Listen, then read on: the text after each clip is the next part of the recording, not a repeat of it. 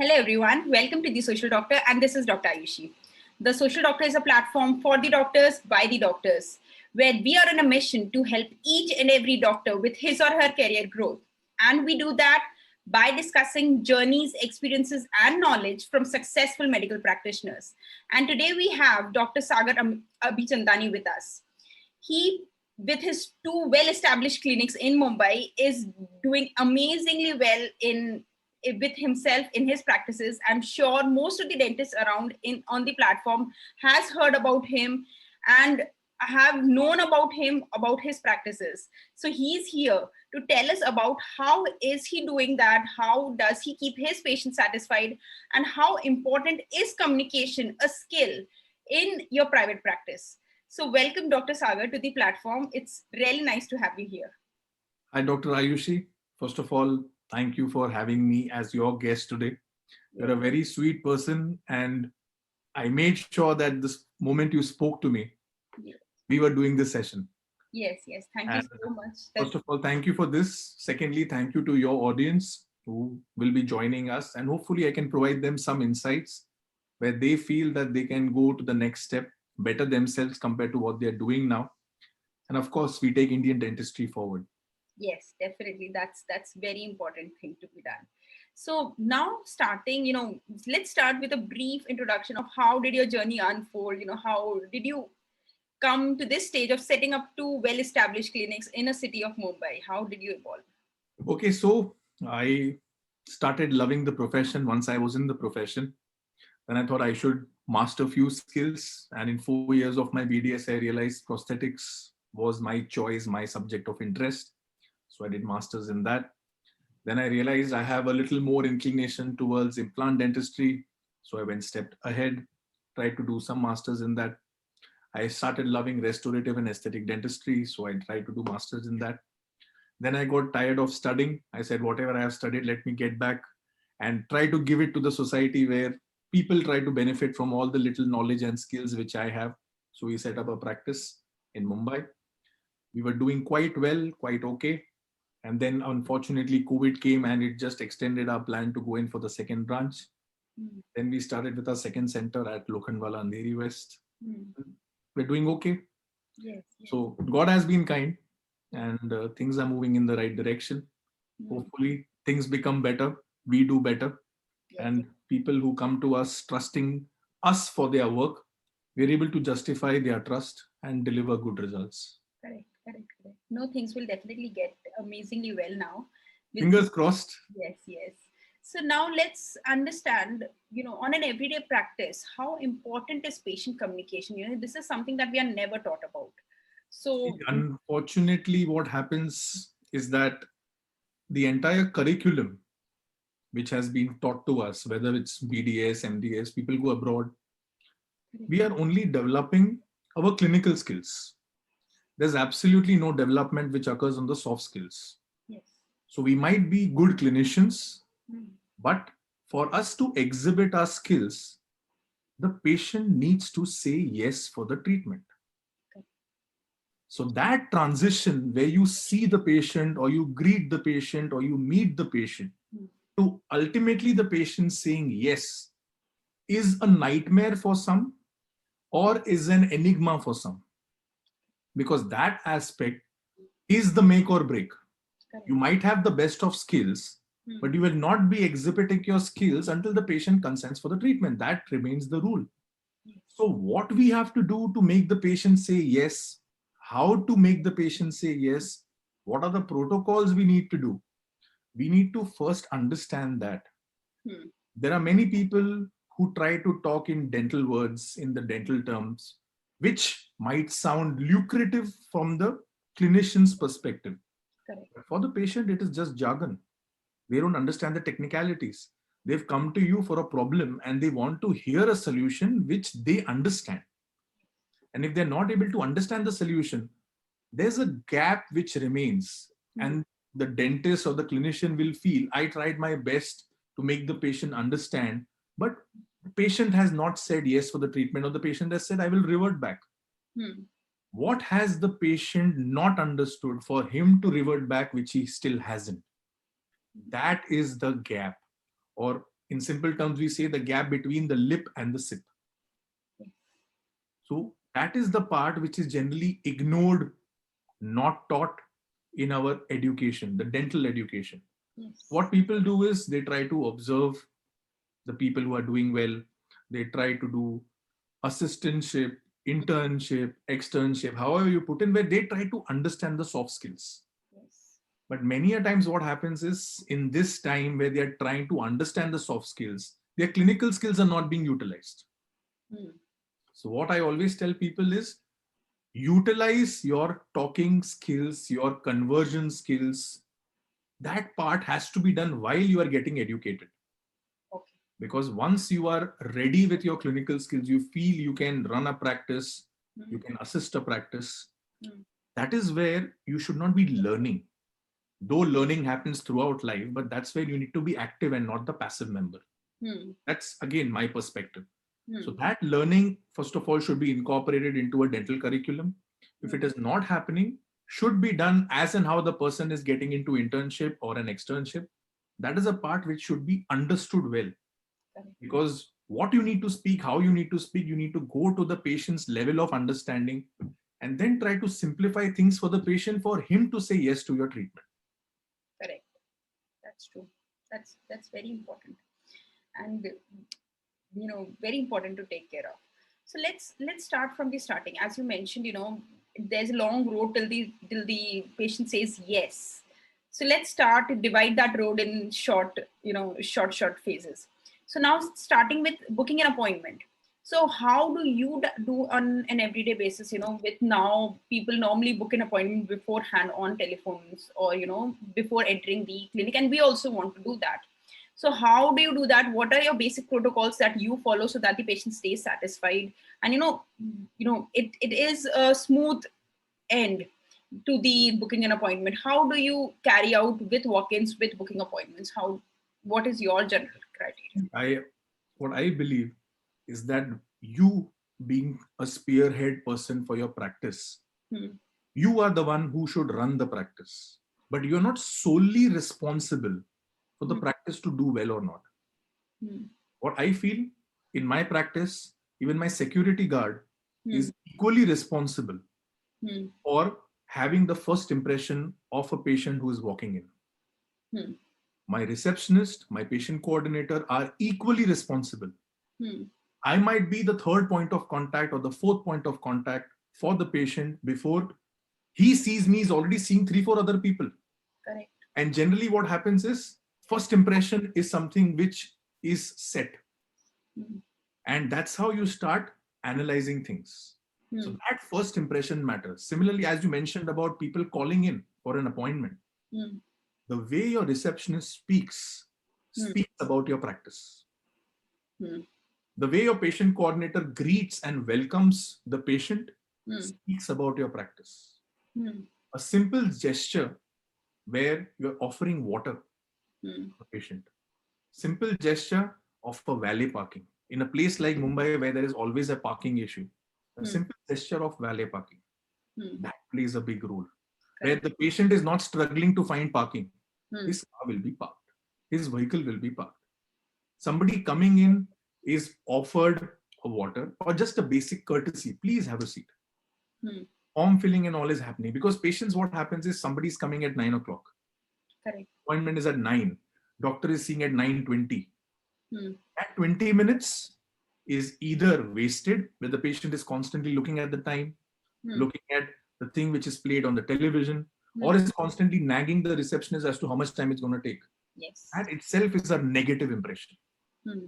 Or on the other hand, when we are able to talk to the patient, understand his problems, so he feels the concern. The team, it's not the doctor. Correct. The team, the center is concerned for me, for my problem. And there are many patients who like to talk. They love talking. Either they are not heard at home or they are over expressive.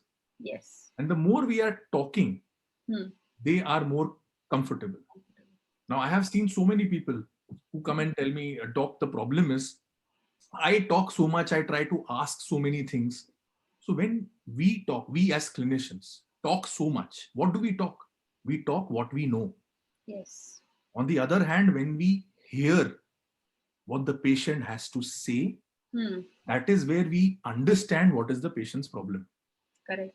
So many a times we interrupt the patient, Hmm. listen half or listen quarter, and then we have our suggestions, our questions, our answers. So Yes. whenever we are interrupting, we break the link. Hmm. When we break the link, the patient's flow of expressing his concern. See, first thing is chief complaint. If we Yes. are not hearing the complaint, Yes. he will not be able to explain what is the problem. So first thing which I always tell people is don't prompt. Somebody who wants to share his problem, hear him out. Once you are hearing him out, at least you know 60-70% of what the problem is about. Correct. Then you can have your subsequent questions and then head to where you want to understand the in-depth analysis. But first, hear him out. Same thing is the instruction which goes to my team also. Talk less, hear more.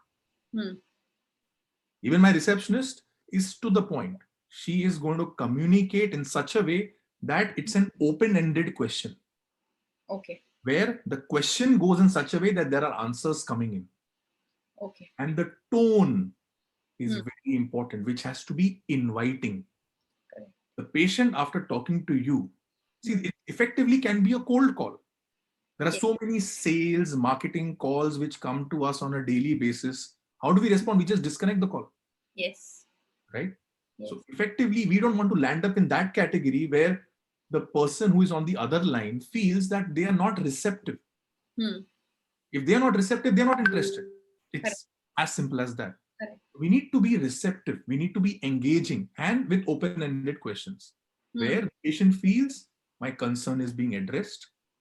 Somebody who is good at speaking, somebody who is good to talk to, surely I would want to meet the team member. Yes. That is what I always feel, that it has to be like a 4-prong or a 5-prong solution where each one of us, every member of the team represents the team equally. Correct. Correct. That's so rightly said. So now when I understand that you have a 5 team member, team 5 to 6, whatever, team member team at your place with patient coordinator and receptionist and everybody there. So if with the recent scenario, there are many students who want to establish their new clinics and are on the way to do that. What do you suggest for those kind of people? How should they start with setting up their own practice with their staff and training their staff? Now, when you mention about the receptionist having tone and everything, how do you train them is also one thing. See, luckily, again, my personal story, my staff turnover is the least, which means somebody who stays with me stays with me. Okay. Call it good luck, call it bad luck. But people stay. It's because I create an environment in such a way that people look forward to working. So firstly, whoever wants to set up a practice, my advice is create the vibes, create the environment. You need to be a spearhead or an engine of how the things have to work. Either you need to sink the rest or you need to be in sync with the rest. That's the first aspect. Second, you mentioned about the current scenario. Now, for any new practitioner, the scenario is never favorable. Whether it was 5 years back, whether it is today, whether it will be after 2 years, whether it will be after 5 years. But does that mean if the scenario is not favorable, somebody shouldn't set up a practice? No. So we need to create our own identity, our own favorable scenario. Which means if I am good enough, wherever I set up my practice, today, tomorrow, day after, few months, few years, it will take care of itself. If my knowledge is good, if my skills are good, skills, I'm including all skills, clinical skills, your communication skills, your soft skills, your team skills, your building skills. We don't have time for all of that, but all the skills put together. So effectively, the team member you select also should be in sync with these skills. Correct. So if all the skills, the knowledge, and the equipments, the technology, the techniques, the tech materials, all of them are in sync, place becomes immaterial. Now, there are people who believe that you need to be in a metropolitan. Mumbai is supposed to be the hub of dentistry of India. Yes. But aren't there dentists who are not in Mumbai doing well? There are people doing really well than the people in Mumbai as well. There are people in tier 2, tier 3 cities who are doing really well. So is place important? No. What is important? We come back to the crux. Their knowledge, their skills, the way they are able to deliver results, the results which are being delivered in terms of their success rate, in terms of their longevity. So what I tell people is the day you feel you are ready with the necessary knowledge, the necessary skills, the necessary things to run a practice, set up your practice. It can be after your BDS, it can be after your MDS, it can be 5 years experience after BDS, MDS, 10 years, 15 years, 20 years, time is immaterial. The day you feel you are ready, start. Option 1, you have to jump from the valley. Either you will die or you will survive. You're not starting a new venture to die, so you will surely survive. But how good you are, the survival time will depend on that. That's what I tell people. Don't fear failure. There is nobody on the earth who has not failed. Correct. But there are very few people on the earth who have failed, failed again, failed consecutively, failed consistently to become successful one day. So work hard for that one day where you become successful. Yes, yes, that's so correctly said and so motivating to hear this.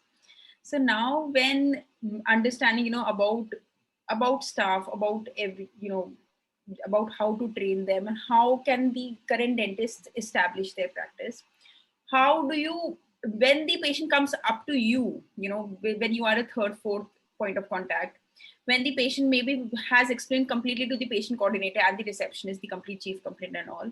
So how things run on your end, what are the key points that you as a practitioner follow to satisfy the patient? That's a very good question. Now see, what happens is, I'll give you a simple example because I do a lot of aesthetic work. Even in aesthetics, you have the bigger picture until you have the nano picture. Correct. So we work from the face to the tooth to see the result on the face. Correct. Similarly, when there is my receptionist or a patient coordinator talking to the patient, we are covering all the bigger heads. Yes. Then you have the second, third point of contact who are still going into some details. So before I see the patient, I have all the details, which gives me what to ask, what to see, and my basic ideology is set. Okay. So we don't repeat the same set of questions. Okay. Which means I will never ask the patient, where do you stay? I will never ask the patient, what was your complaint? What was your problem? Because all of that has been finished. If I am being repetitive, it gets irritating to the patient, which means option 1, these guys are not listening. Or option 2, have I not been able to communicate that well for them to be understanding what I'm trying to say? Correct. So we avoid all of that. So we work at an hierarchy. All the things which are at the base are finished. When I'm seeing the patient, I'm only seeing the things which are important. Now again, what I try to tell people is, number 1, you're not a salesman. Never try to sell anything. I have seen people who have done implant courses. They have an implant kit. So for everything they are seeing a missing tooth, implant has to go inside. Everything, even which is a grade 1, grade 2 mobility, extraction with immediate implant. Horses mentality. No. See a person as a living human being. Just like your father, mother are living human beings, the patient. So number 1 is ethics. Does the patient require that or not? Don't sell anything. The day you sell is when the patient refuses to buy.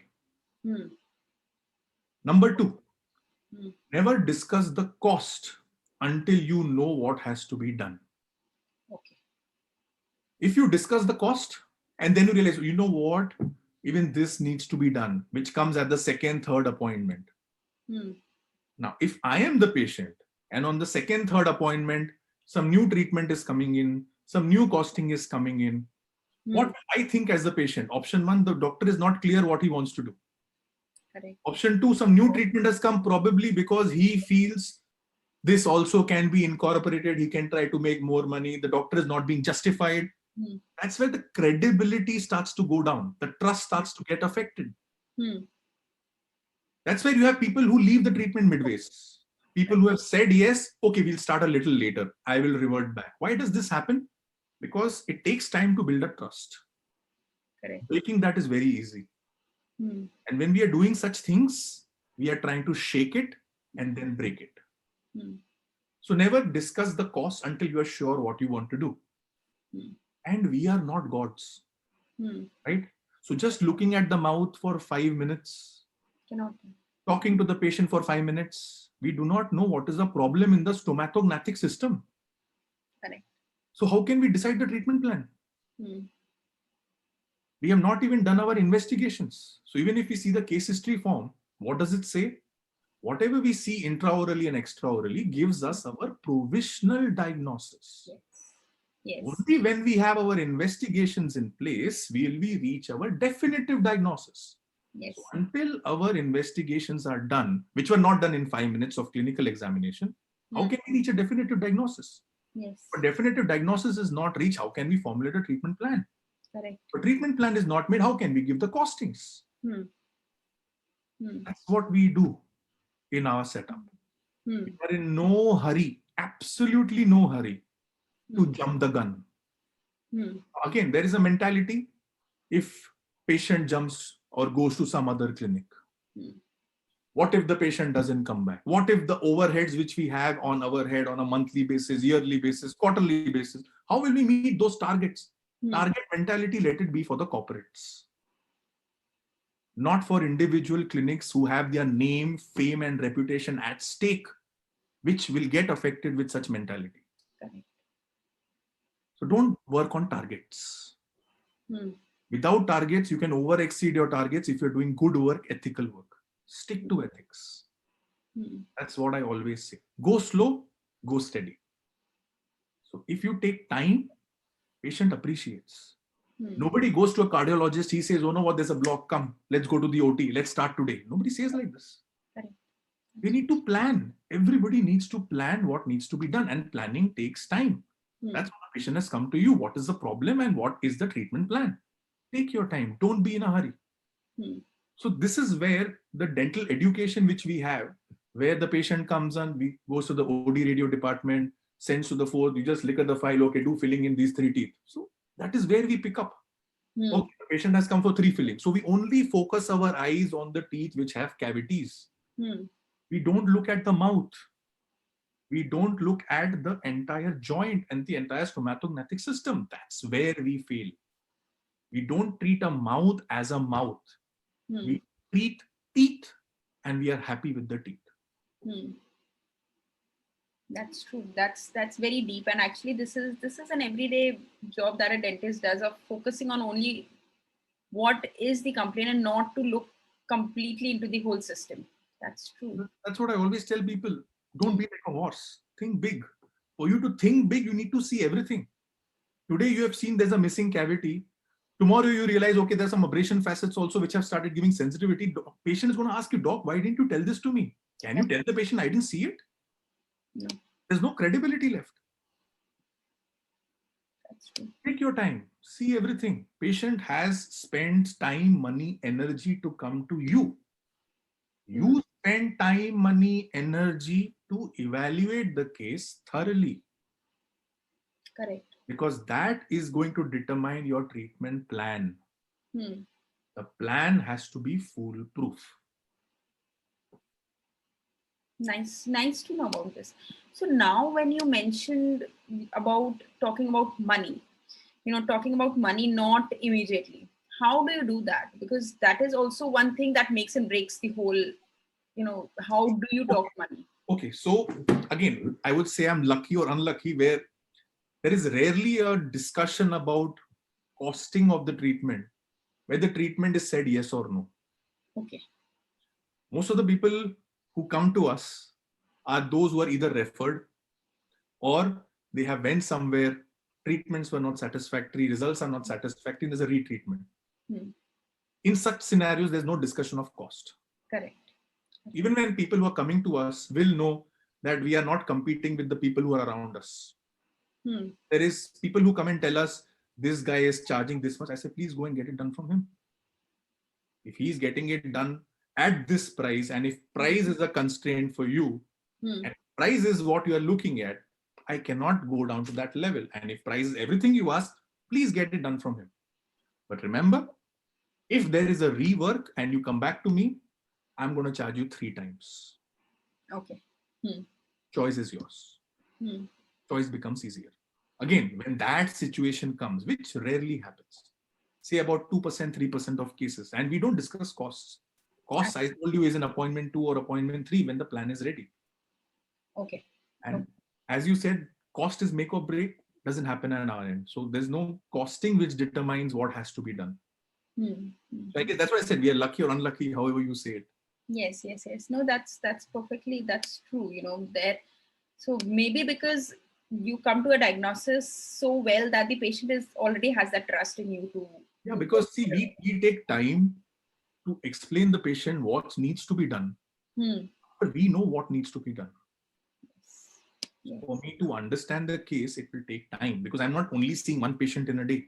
Correct. There are n number of patients which we are seeing, and we have 2 centers. For me to actually sit back on a case and identify what is the problem, what needs to be done, what can be avoided, what are the parameters which I need to see, what can be my roadblocks, what I need to avoid, what needs to be done at what stages, I need to plan everything. That takes time. And it's humanly not possible in 5 to 7 minutes of talking with the patient to arrive at all of these. That's true. That's very nice to understand about your way of diagnosis. Yeah, so that's what I tell my I'm the most active on Instagram. Yes. Even on Instagram, I keep talking, keep sharing things with people so that they know that what has to be the mindset. Many people say that, okay, fine, we did this, but then we realize we shouldn't have done, we could have done it better.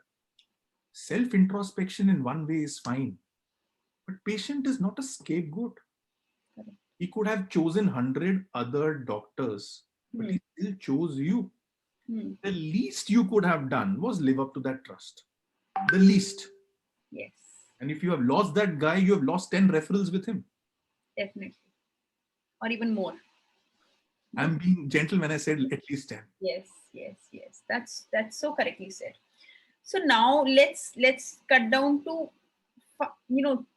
2 to 3 simple rules that you can mention in a very simple way for our viewers. What rules? I shared so many of them. Okay. Yes, that is the reason. Okay. So very simple 2 to 3 rules that you think that you have been practicing since day one and are being imbibed in your. So the first rule comes when I was a kid myself. That's where my teacher had taught me. You have 2 ears, 2 eyes, and 1 mouth, which means you should see 2 times what you talk. You should hear 2 times than what you talk. That's rule number 1, because that's how I learned it. And I follow it. So I see more, I hear more, I talk less. Number 2 is again on talking. I love talking. But when I'm working, I let my work talk. So never over promise, always under promise. Never deliver, always over deliver. Correct. That's my rule 2. Again, based on talking. Third thing is never show the moon to the patient. Take him to the moon and say, this is the moon. So I have seen people, again, I'll not take names. Yes. Who promise X, Y, Z to the patient. I say, don't promise. You promise, you never know the expectations which become realistic or idealistic. You never know. Under promise. So you're not creating any expectations. And then when you supersede that, you have gone beyond expectations. That patient is yours forever. They become your brand ambassadors. Correct. And then they refer you people where you wouldn't have reached otherwise. That is what I would suggest. Try your work to let it talk on your behalf. And I always tell people that good work will attract similar work. If we are doing so many makeovers and rehabilitations in our setup, we end up getting makeovers and rehabilitations in our setup. People who do cleaning, then they complain, I only get patients who do cleaning. Correct. Because you have done cleaning so well that patients have told that this doctor is good, I got my cleaning done. So they feel I also should get my cleaning done.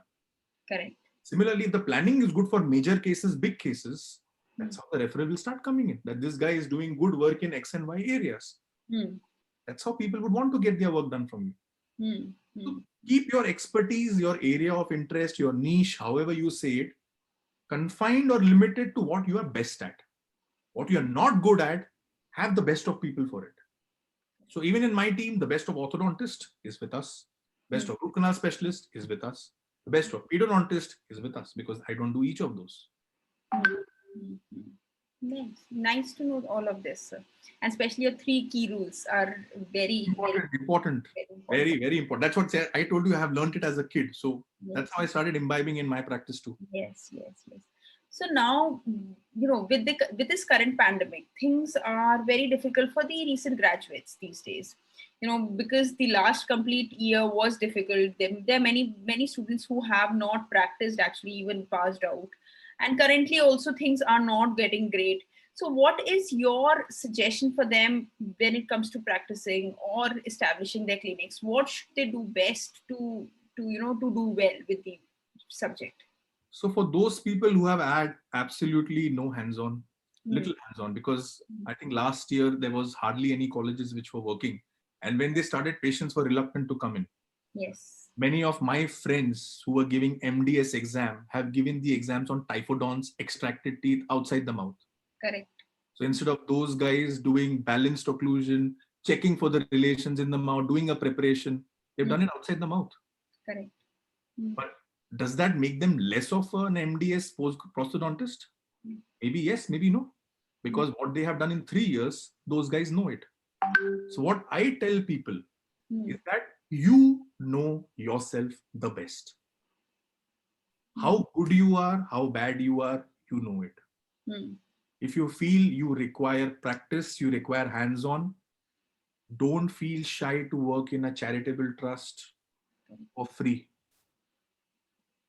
Don't feel shy. You've spent a bomb doing your BDS. You've spent your bomb doing MDS. Feel it's an extended period where you are bettering your skills. But don't work like a robot. Don't work like a robot. Apply your mind. Each one of us have got 32 teeth, 28 teeth. Central, lateral, canine, premolars, molars. In the same sequence, in the same order, in the same position. But still there are so many variations. That is why the smiles look different. That is why the faces look different. So whenever, even if you are doing a simple filling in a number 6, you need to see what different you can do, how you can make it look natural. Correct. Similarly, you are learning. You are learning, you are implementing. You are learning, implementing, following up to see whether this technique, this material works. Correct. That's how you grow. Once you have the skills, once you have the knowledge, then you can work for someone. Then you can work under someone. Correct. Until you feel you are well equipped to handle an independent clinic. So that jump can be as less as 6 months for someone, as much as 6 years for someone. That's why I said everybody knows themselves the best. Correct. So evaluate where you stand, where you want to reach, find the distance, and how fast you can cover that distance. That's very nice to hear and very correctly said, sir. So Thank you, my dear. Yes. So now when you are always so motivated and positive, whether seeing you on Instagram or actually talking to you in person, what is it that, ending this on high note, on any motivational quote that keeps you motivated always, that keeps you high always? So firstly, I love dentistry. It's not a secret. Everybody knows it. Everybody who knows me knows I love dentistry. It's always my love. So if I do things I love, seldom I get tired. There have been days where I have worked for 20 hours. Have been days where I worked for 18 hours. Even today, if you see the average amount of time which I'm spending working, whether it's dentistry, whether it's some articles, whether it's some publications, whether it's a research, whether it's preparing an online lecture, an online webinar, etc. In and around dentistry, it's still around 16, 17 hours in a day, which is approximately 3/4 of the time. Correct. I don't get tired because I love what I do. But as you said, a motivational quote which keeps me going, I always tell people, be like a swan, where if you see a swan from a distance, you always feel she's so relaxed. She's just moving with the beautiful pace of the water. But underneath, she's actually paddling hard to stay afloat and keep moving. So if you want to do something in life, keep working hard beneath the curtains, behind the scenes. And then when you reach somewhere, you don't have to announce. The world can see it. Correct. Work hard in silence. Let success make the noise for you. That's so nice to hear your entire experience, your learnings, and as well as your motivational quotes and the three key principles that you have mentioned regarding communication. It was such a fantastic session, Dr. Sagar, and I'm sure our viewers have got such an deep insight when it comes to communication. Thank you. Thank you so much, my dear. Yes. And for all the people who have joined us, I hope there have been at least one takeaway for all of you, where you feel that you can implement that in your practice, in your setup, in your daily life, which makes you a better dentist, a better individual, and more importantly, a better human being. Yes. And actually, we have got a lot of good comments for you, with Dr. Srinivasan saying that doctor is super, Dr. Shalini saying super doctor, everybody's, Dr. Meedle saying that great session, Dr. Shalini, again, doctor, your true inspiration. So thank you so much, my dear friends. Yes. But I would say if you want to stay connected, Instagram is the best place. Yes. So there you can see all the work which I do, clinical cases, the different steps, how I approach a case. And of course, there are some funny part in terms of Insta Reels as well. Yes. So it's important to have a good balance. As I told, if I am happy what I'm doing, I can keep people happy. Correct. And that people becoming happy are patients as well. When patients come to you, they need to feel at ease, at relax. You are stressed, you are sweating, you are perspiring. Patient is seeing those things. The doctor is crumbling, doctor is tense, doctor is stressed. All these soft things also play a role. Your gestures, your body language, the way you sit, the way you present. My dear Ayushi, we don't have so much time. Otherwise, we could have just gone on and on and on. Yes. No. And actually, everything that you're mentioning are of so much value that I really want to, hear and spread this knowledge that you are just mentioning out. I'll give you a very simple example at the end. My patient notices if I change a watch. My patient notices if I have a haircut. So you can see the observational skills of the patient, which goes beyond our thought process. Correct. That's why I say the way even when you walk, the way you greet, the way you smile through the mask, the patient can see it. And the vibes play a very important role. So have good vibes, stay positive, and of course, stay in touch so you don't miss much. Yes, definitely we will. And thank you so much for such a positive and an inspirational session. I'm sure me myself I'm so motivated to hear to you. I'm sure all our viewers are. Please do share this with your friends and colleagues. This discussion will definitely help so many of your friends as well as the recent graduates to understand what they can look forward to while settling up their own practice, as well as the current practitioners. It will be very helpful for them to understand what are the small key points that they need to follow in their everyday practice to become successful. I totally second it. Yes, and also follow us on our YouTube as well as Instagram channel to see all our old videos that can also help you with your career growth. Right, Dr. Ayushi and Dr. Sagar, you can follow us both. Yes, yes, definitely, Doctor. So thank you so much, Dr. Sagar. It's very nice to hear you as well as your thoughts on practicing. It was amazing to hear you. Dr. Shalini is again adding really great sessions, sir. Thank you so much for giving us the important time. And I'm sure, My pleasure. Thank you, everybody. Thank you so much. Hope to see you soon. Take care. Bye-bye. Yes. Good night, everyone. Have a good night. Take care. Good night, sir.